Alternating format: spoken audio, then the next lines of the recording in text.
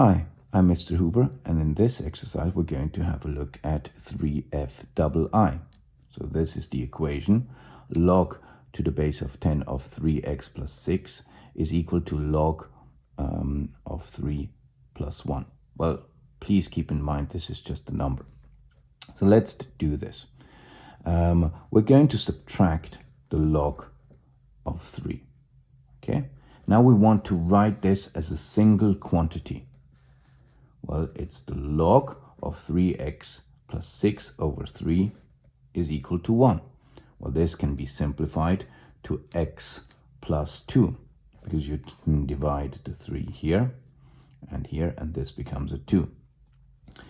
Or if you don't understand that, you could write 3x plus 6 over 3, which is 3 times x plus 2 over 3, because we're not simplifying a sum here. We're factoring it out, and then now we can cancel, and it's x plus 2.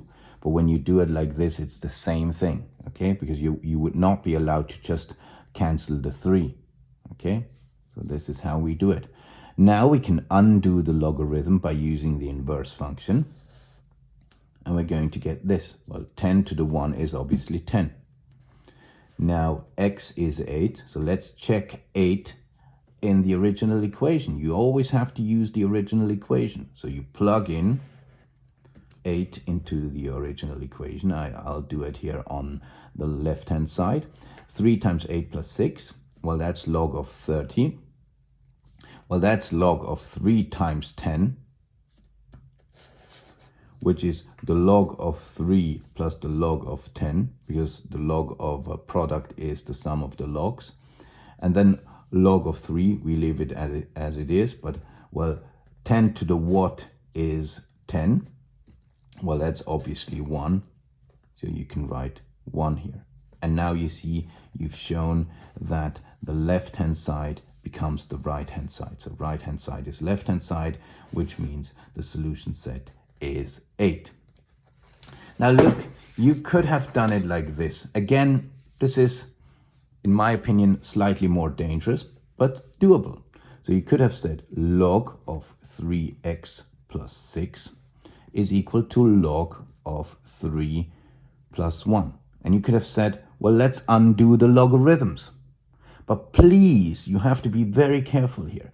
10 to the log of 3x plus 6 is equal to 10 of to the whole thing here, okay? To the log of 3 plus 1. You can't just take 10 to the log of this plus 10 to the log of this. That would be wrong. You have to take 10 to the whole right-hand side. So, well, this is 3x plus 6. That works. No problem with that. But here, well, now you could use the laws of indices. Log 10 to the log of 3 times 10 to the 1. That's this rule. A to the n plus m is a to the n times a to the m. So you have to use that rule here. Okay, please be careful. So 3x plus 6 is equal to, well, log of 3 and 10 to that. That's obviously 3 times 10, which is 30. So 3x plus 6 is equal to 30. And then 3x is equal to 24. We'll make this a proper 30. X is equal to 8. So we would get the same thing, okay? So you could have done it like this, but it's more dangerous. Why is it more dangerous? Because many people would do this, but this is wrong now. What I'm going to show is wrong, okay? Wrong.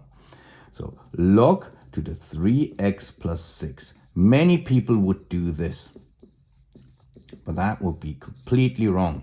10 to the. So you get 10 to the log of 3x plus 6. And then they would do 10 to the log of 3 plus 10 to the 1. But this is wrong. Please, this is wrong. You have to take 10 to the whole thing. And then they would get 3x plus 6. Well, the left-hand side didn't cause any problems, but the right-hand side now is 3 plus 10, which would be 13. 3x plus 6 is equal to 13. Then 3x is 7, and x would be 7/3. Okay? But this is wrong. Please don't do it like this. Do not do it like this.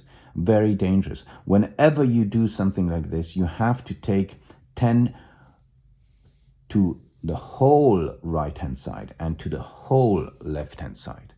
So that's why I very much prefer this version over this version, but sometimes it is useful to know that you could have done it like this. I hope it wasn't too difficult. See you in the next one.